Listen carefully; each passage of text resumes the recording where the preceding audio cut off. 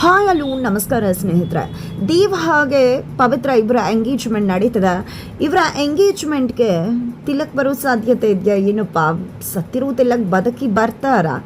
ಇತ್ತ ಕಡೆ ಪವಿತ್ರ ಫ್ಯಾಮಿಲಿಗೆ ಅವಮಾನ ಆಗ್ತದೆ. ಇದನ್ನು ಎಲ್ಲವನ್ನ ಕೂಡ ನೋಡಿಕೊಂಡು ಸುಮ್ಮನೆ ಇರೋದಕ್ಕೆ ಹೇಗೆ ಸಾಧ್ಯ? ಏನಾಯಿತು ಏನು ಕಥೆ ಇದಕ್ಕೆಲ್ಲವನ್ನ ಕೂಡ ತಿಳ್ಕೊಬೇಕು ಅಂದರೆ ಈಗಲೇ ನಮ್ಮ ಈ ಚಾನಲ್ನ ಸಬ್ಸ್ಕ್ರೈಬ್ ಮಾಡಿ, ಹಾಗೆ ಒಂದು ವಿಡಿಯೋವನ್ನು ಪೂರ್ತಿಯಾಗಿ ನೋಡೋದನ್ನು ಯಾವುದೇ ಕಾರಣಕ್ಕೂ ಕೂಡ ಮರಿಬೇಡಿ.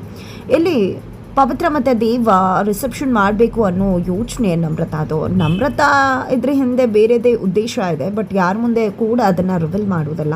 ಬಟ್ ಇಲ್ಲಿ ರಾಧಿಕಾ ಬಳಿ ಬಂದದ್ದೆ, ಪ್ಲೀಸ್ ಅತ್ತೆ ದೇವ್ ಮತ್ತು ಪವಿತ್ರ ರಿಸೆಪ್ಷನ್ ಮಾಡಿ. ಎಲ್ಲರೂ ಕೂಡ ಆಡ್ಕೋತಿದ್ದಾರೆ, ದೇವ್ ಮತ್ತು ಪವಿತ್ರ ಮದುವೆ ಆಯಿತು, ಯಾರನ್ನ ಕೂಡ ಇನ್ವೈಟ್ ಮಾಡಿಲ್ಲ ಅಂತ. ನಿಜಕ್ಕೂ ಇದು ತುಂಬಾ ಅವಮಾನಕರ ವಿಷಯ. ಹಾಗಾಗಿ ಹೇಳ್ತಾ ಇದ್ದೀನಿ, ಪ್ಲೀಸ್ ನನಗೋಸ್ಕರನಾದರೂ ಒಪ್ಕೊಳ್ಳಿ ಅಂತ ಹೇಳ್ತಾರೆ.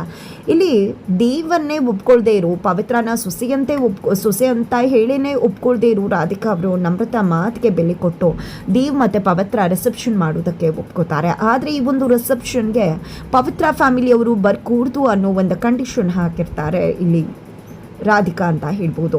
ಅದೇ ರೀತಿಯಾಗಿ ಆತ ಕಡೆ ಪವಿತ್ರ ಕೂಡ ರಿಸೆಪ್ಷನ್ ವಿಷಯ ಗೊತ್ತಾಗ್ತಿದ್ದಾಗೆ ಯಾವುದೇ ಕಾರಣಕ್ಕೂ ಈ ಒಂದು ರಿಸೆಪ್ಷನ್ಗೆ ತನ್ನ ಮನೆಯವರನ್ನು ಕರಿಬಾರ್ದು ಅಂತ ಹೇಳಿ ದೇವ್ಗೆ ಕೂಡ ಹೇಳಿರ್ತಾರೆ. ದೇವ್ ಕೂಡ ಅದಕ್ಕೆ ಸರಿ ಅಂದಿರ್ತಾರೆ. ಇಲ್ಲಿ ಯಾರೂ ಕೂಡ ಪವಿತ್ರ ಮನೆಯವರನ್ನು ಕರೆಯೋಕೆ ಹೋಗೋದಿಲ್ಲ. ಆದರೆ ನಮ್ರತಾ ದೊಡ್ಡ ಪಿತೂರಿನೇ ಮಾಡಿದ್ದಾಳೆ. ಅದೇ ಕಾರಣಕ್ಕೆ ಪವಿತ್ರಾಗೆ, ದೇವ್ಗೆ, ರಾಧಿಕಾಗೆ ಗೊತ್ತಾಗ್ತಾ ಇರೋ ಹಾಗೆ ಪವಿತ್ರ ಮನೆಯವರನ್ನು ತುಂಬ ಪ್ರೀತಿಯಿಂದ ಇನ್ವೈಟ್ ಮಾಡಿಸ್ತಾಳೆ.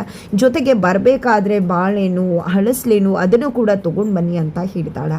ಹಾಗಾಗಿ ಇಲ್ಲಿ ಪವಿತ್ರ ಮನೆಯಲ್ಲಿ ತಮ್ಮ, ತಾತ, ಅಪ್ಪ ಎಲ್ಲರೂ ಕೂಡ ಸಂಭ್ರಮದಿಂದ ರಿಸೆಪ್ಷನ್ಗೆ ಬರುವುದಕ್ಕೆ ರೆಡಿ ಆಗಿದ್ದಾರೆ, ರಿಸೆಪ್ಷನ್ಗೆ ಬರ್ತಿದ್ದಾರೆ ಕೂಡ.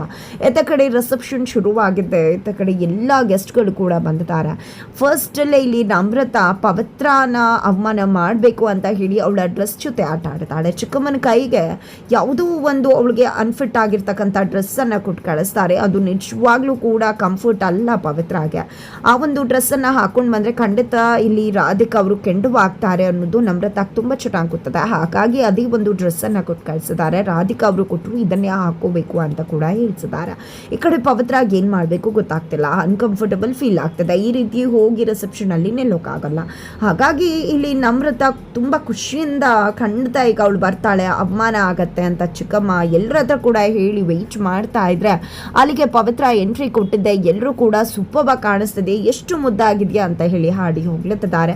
ಅದನ್ನು ನೋಡಿದ್ದೆ ನಮ್ರತಾ ಫಸ್ಟ್ ಪ್ಲ್ಯಾನಲ್ಲೇ ಫ್ಲಾಪ್ ಆಗ್ತಾರೆ.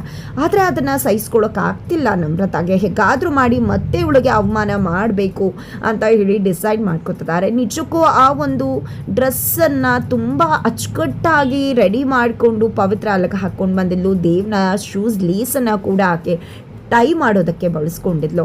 ನಿಜವಾಗ್ಲೂ ಆಕೆಯ ಕ್ರಿಯೇಟಿವಿಟಿನೇ ಇವತ್ತು ಆಕೆಯ ಮರ್ಯಾದೆಯನ್ನು, ಇಡೀ ದೇವ್ ಫ್ಯಾಮಿಲಿಯ ಮರ್ಯಾದೆಯನ್ನು ಕಾಪಾಡ್ತು ಅಂತಲೇ ಹೇಳ್ಬಹುದು. ಜೊತೆಗೆ ಇತ್ತ ಕಡೆ ಮಾತನಾಡ್ತಾ ಪವಿತ್ರ ನಿಂತಿರ್ಬೇಕಿದ್ರೆ ನಮ್ರತಾ ಜ್ಯೂಸ್ ಕೊಡೋರನ್ನು ಕರೆದು ಅವ್ರಿಗೆ ಏನೋ ಒಂದು ಹೇಳಿಕೊಟ್ಟು ಪವಿತ್ರಾಗೆ ಜ್ಯೂಸ್ ಕೊಡಿ ಅಂತ ಹೇಳಿ ಕಳ್ಸಿರ್ತಾರೆ. ಅವರು ಕೂಡ ಮಾತಾಡ್ತಾ ಪವಿತ್ರ ಹಾಗೆ ಬೇಡ ಅಂತ ಹೇಳಿದ್ರು ಕೂಡ ಜ್ಯೂಸ್ ಕೊಡ್ತಾರೆ. ಅವಳಿಗೆ ಗೊತ್ತಾಗ್ತಾ ಇರೋ ಹಾಗೆ ಟೈಯನ್ನು ಎಳೆದು ಬಿಡ್ತಾರೆ.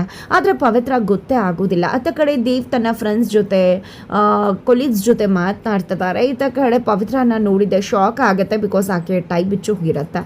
ಅದನ್ನು ನೋಡ್ತಂತ ದೇವ್ ಪವಿತ್ರ ಬಳಿ ಬರ್ತಾರೆ. ಏನು ನೋಡ್ತಿದ್ರಾ ಅಂತ, ತುಂಬ ಚೆನ್ನಾಗಿ ಕಾಣಿಸ್ತಿದೆ ಈ ಡ್ರೆಸ್ನಲ್ಲಿ ನೀವು ಅಂತ ಹೇಳಿ ಹೇಳ್ತಾರೆ. ಹೌದಾ, ಸರಿ ಆಯಿತು ಅಂತ ಹೇಳ್ತಿದ್ದಾಗೆ ಹಿಂಬದಿ ಬರ್ತಾರೆ. ಏನ್ರಿ ಡ್ರೆಸ್ ಚೆನ್ನಾಗಿದೆ ಅಂದ್ಬಿಟ್ಟು ಹಿಂದೆ ಯಾಕ್ರಿ ಹೋಗ್ತಾ ಇದ್ರಾ ಅಂತ ಪವಿತ್ರ ಕೇಳಿದಾಗ, ಅದು ಹಿಂದಿನ ಎಂಬ್ರಾಯ್ಡ್ರಿ ತುಂಬ ಚೆನ್ನಾಗಿದೆ, ಹಾಗಾಗಿ ನೋಡೋಕೆ ಅಂತ ಬಂದೆ ಅಂತ ಹೇಳಿ ಅದನ್ನು ಟ್ರೈ ಮಾಡೋಕೆ ಟ್ರೈ ಮಾಡ್ತಿದ್ದಾರೆ. ಬಟ್ ಪವಿತ್ರ ಅದಕ್ಕೆ ಅವಕಾಶ ಕೊಡಲ್ಲ, ಕಿಚ್ಚಾಡ್ಬಿಡ್ತಾರೆ.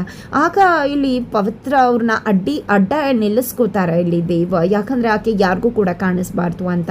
ನಂತರ ಇಲ್ಲಿ ಪವಿತ್ರನ ಎಳ್ಕೊಂಡು ಹೋಗ್ತಾರೆ. ಪವಿತ್ರ ಗೊತ್ತಾಗ್ತಾನೆ ಇಲ್ಲ ಯಾಕೆ ದೇವ್ ಈ ರೀತಿ ನಡ್ಕೋತಿದ್ದಾರೆ ಅಂತ. ಯಾಕೆ ನನ್ನನ್ನು ಎಳ್ಕೊಂಡು ಹೋಗ್ತಿದ್ರ ಅಂತಾನೆ ಇಲ್ಲಿ ಪವಿತ್ರ ಪ್ರಶ್ನೆ ಮಾಡ್ತಿದ್ದಾಳೆ. ಸುಮ್ಮನೆ ಎಳ್ಕೊಂಡು ಹೋಗ್ತಿಲ್ಲ, ಬನ್ನಿರಿ ಕಾರಣ ಇದೆ ಅಂತ ಹೇಳಿದ್ದೆ. ತಿರುಗಿ ನಿಮ್ಮ ಟೈ ಇಲ್ಲಿ ಬಿಚ್ಚು ಹೋಗಿದೆ, ಅದಕ್ಕೆ ನಿಮ್ಮನ್ನು ಕರ್ಕೊಂಡು ಬಂದಿದ್ದು ಅಂದಾಗ ತುಂಬಾ ಮುಜುಗರಕ್ಕೀಡಾಗ್ಬಿಡ್ತಾಳೆ ಪವಿತ್ರ. ಏನು ಹೇಳ್ತಿದ್ರ ನೀವು ಅಂದಾಗ, ಹೌದು ಅದಕ್ಕೆ ನಿಮ್ಮನ್ನು ಇಲ್ಲಿಗೆ ಕರ್ಕೊಂಡು ಬಂದಿದ್ದು. ಮೊದಲು ಟೈ ಹಾಕ್ಕೊಳ್ಳಿ ಅಂದಾಗ ಹಾಕ್ಕೊಳ್ಳಿಕ್ಕೆ ಟ್ರೈ ಮಾಡ್ತಿದ್ದಾಳೆ, ಬಟ್ ಟೈ ಮಾಡ್ಲಿಕ್ಕೆ ಆಗ್ತಿಲ್ಲ ಪವಿತ್ರಾಗೆ. ಆಗ ಇಲ್ಲಿ ದೀವ್ ನಾನೇ ಕಟ್ತೀನಿ ಅಂದಾಗ ಮುಜುಗರ ಆಗತ್ತೆ ಪವಿತ್ರಾಗೆ, ಬೇಡ ಅಂತಾರೆ. ಆದರೆ ದೀವ್ ನಾನು ಕಣ್ಣಿಗೆ ಕರ್ಚೀಫ್ ಹಾಕೊಂಡು ಕಟ್ತೀನಿ ತೊರ್ಕೊಳ್ಳಿ ಅಂತ ಹೇಳಿ ಕರ್ಚೀಫ್ ಹಾಕೋತಾರೆ. ಆಗಲೂ ನಂಬಿಕೆ ಇಲ್ಲ ಪವಿತ್ರಾಗೆ, ಕಾಣಿಸ್ತಿರ್ಬೋದಾ ಅಂತ ಅದನ್ನು ಕೂಡ ಟೆಸ್ಟ್ ಮಾಡ್ತಾರೆ. ನಂತರ ಇಲ್ಲಿ ದೀವ ಟೈಯನ್ನು ಕಣ್ಮುಚ್ಕೊಂಡೆ ಹಾಕ್ತಿದ್ದಾಗ, ಏನು ನನ್ನ ನಿಮ್ಮ ಶೂಸ್ ಲೇಸ್ ಕತ್ಕೊಂಡು ಬಂದಿರೋ ರೀತಿ ನೋಡ್ತಾ ಇದ್ದೀರಲ್ಲ, ಸುಮ್ಮನೆ ಹಾಕ್ರಿ ಅಂತ ಹೇಳಿ ಪವಿತ್ರ ಹೇಳ್ತಾರೆ. ನಿಜಕ್ಕೂ ಆ ರೀತಿನೇ ಮಾಡಿರೋದ್ರಿಂದ ಆಕೆಗೆ ಒಂದೇ ಒಳಗಡೆನೆ ಆ ರೀತಿ ಅನ್ಸೋಕೆ ಶುರುವಾಗಿರುತ್ತೆ. ಹಾಗಾಗಿ ಸತ್ಯವನ್ನೇ ಹೇಳ್ಬಿಡ್ತಾರೆ ಪವಿತ್ರ. ಬಟ್ ದೇವ್ಗೆ ಅದೇನು ಗೊತ್ತಾಗೋದಿಲ್ಲ. ನಂತರ ಟೈಯನ್ನು ಮಾಡ್ತಾರೆ, ಕಂಫರ್ಟ್ ಫೀಲ್ ಆಗತ್ತೆ. ನಂತರ ಪವಿತ್ರಾಗೆ ತುಂಬ ಥ್ಯಾಂಕ್ಸ್ ಅಂತ ಕೂಡ ದೇವ್ಗೆ ಹೇಳ್ತಾರೆ.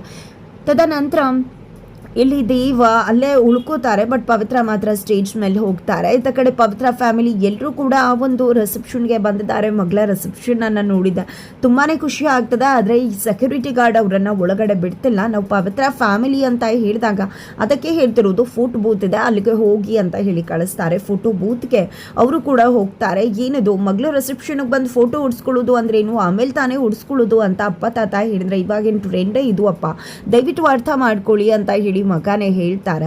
ನಂತರ ಇಲ್ಲಿ ಆ ಒಂದು ಫೋಟೋಗ್ರಾಫರ್ ತುಂಬ ಅಂದರೆ ತುಂಬಾ ಅವಮಾನ ಮಾಡ್ತಿದ್ದಾರೆ. ಜೊತೆಗೆ ಇಲ್ಲಿ ತಾತನಿಗೆ ಒಂದು ರೀತಿಯ ಹಿಂಸೆಯಿಂದ ಟಾರ್ಚರ್ ಮಾಡ್ತಿದ್ದಾರೆ. ನಿಜಕ್ಕೂ ತಾತನಿಗೆ ತುಂಬ ಅಂದರೆ ತುಂಬ ಹರ್ಟ್ ಆಗ್ತದೆ. ಈ ಕಡೆ ಪವಿತ್ರ ತಮ್ಮಂಗೆ ಸೌಂಡ್ ಕೇಳಿದ್ರೆ ಆಗೋದಿಲ್ಲ ಅಂತ ಗೊತ್ತಿರೋದ್ರಿಂದ ಅಲ್ಲಿ ನಮ್ರತ ಸ್ಪೀಕರ್ ಮುಖಾಂತರ ಸೌಂಡನ್ನು ಇಡ್ತಿದ್ದಾಳೆ. ಆ ಒಂದು ಸೌಂಡನ್ನ ಕೇಳೋಕ್ಕಾಗದೆ ಅಲ್ಲಿ ತಮ್ಮ ಕುಸಿದು ಹೋಗ್ತಿದ್ದಾರೆ. ಈ ರೀತಿಯಾಗಿ ಇಲ್ಲಿ ನಮ್ರತ ಪವಿತ್ರವನ್ನು ಕೆರಳಿಸೋದಕ್ಕೆ, ಆ ಒಂದು ರಿಸೆಪ್ಷನ್ ಅನ್ನ ಹಾಳು ಮಾಡೋದಕ್ಕೆ ಸ್ಕೆಚ್ ಹಾಕೊಂಡಿದ್ದಾರೆ. ಆದರೆ ಅತ್ತ ಕಡೆ ರಾಧಿಕಾ ಅವರಂತೂ, ನಮ್ರತಾ ನೀನು ನಿಜಕ್ಕೂ ಎಷ್ಟು ಥ್ಯಾಂಕ್ಸ್ ಹೇಳಬೇಕು ಅಂತ ಕೂಡ ಗೊತ್ತಾಗ್ತಿಲ್ಲ, ನಾನು ಬೇಡ ಅಂತ ಹೇಳಿದ್ರು ಕೂಡ ಈ ರಿಸೆಪ್ಷನ್ ಆಗಲೇಬೇಕು ಅಂತ ಹೇಳಿದೆ.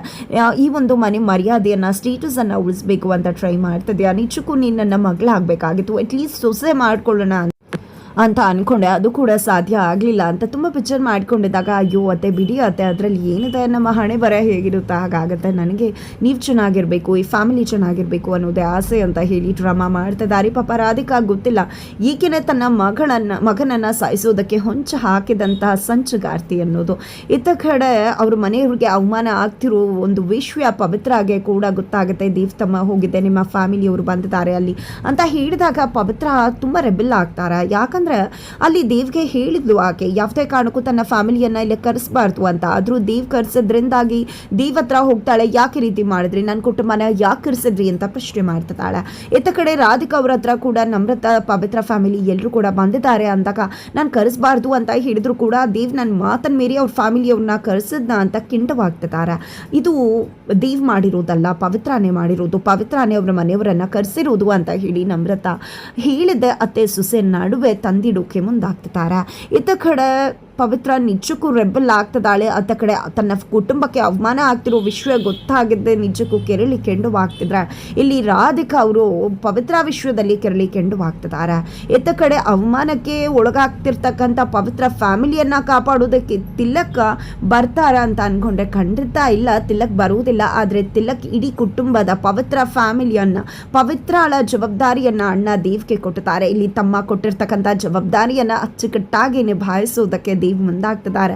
ಅವರನ್ನ ಮರ್ಯಾದೆ ಹೋಗ್ತಿರ್ತಕ್ಕಂಥ ಅವರ ಫ್ಯಾಮಿಲಿಯನ್ನ ಕಾಪಾಡೋದಕ್ಕೆ ನಿಜಕ್ಕೂ ಕೂಡ ಅಲ್ಲಿಗೆ ದೇವ್ ಎಂಟ್ರಿ ಕೊಡ್ತಿದ್ದಾರೆ. ಇದರ ನಡುವೆ ನಿಜಕ್ಕೂ ರಿಸೆಪ್ಷನಲ್ಲಿ ಒಂದು ದೊಡ್ಡ ಮೆಸ್ಸಪ್ಪೆ ನಡೆದು ಹೋಗುತ್ತೆ ಅಂತ ಅನ್ನಿಸ್ತದೆ. ಆಲ್ರೆಡಿ ಮೆಸ್ಸಪ್ ಕ್ರಿಯೇಟ್ ಆಗಿದೆ. ಇದಕ್ಕೆಲ್ಲ ಕಾರಣ ನಮ್ರತಾನೆ. ಇಲ್ಲಿ ಪವಿತ್ರ ಸಿಡಿದು ಹೇಳ್ತಿದ್ದಾರೆ. ಇದರ ಜೊತೆಗೆ ಪವಿತ್ರ ಹಾಗೆ ಮನೋಜ್ ಇಬ್ರು ಕೂಡ ಸೇರ್ಕೊಂಡೇ ತಿಲಕನ್ನ ಸಾಯಿಸಿದ್ದು ಅನ್ನೋ ವಿಷಯ ಕೂಡ ಹೊರಬರುವ ಸಾಧ್ಯತೆ ಇದೆ. ಹಾಗಿದ್ರೆ ಏನಾಗಬಹುದು ಮುಂದೆ ಅನ್ನೋದನ್ನ ತಿಳ್ಕೋಬೇಕು ಅಂದ್ರೆ ಮುಂದಿನ ವಿಡಿಯೋಗೆ ವೇಟ್ ಮಾಡೋದನ್ನ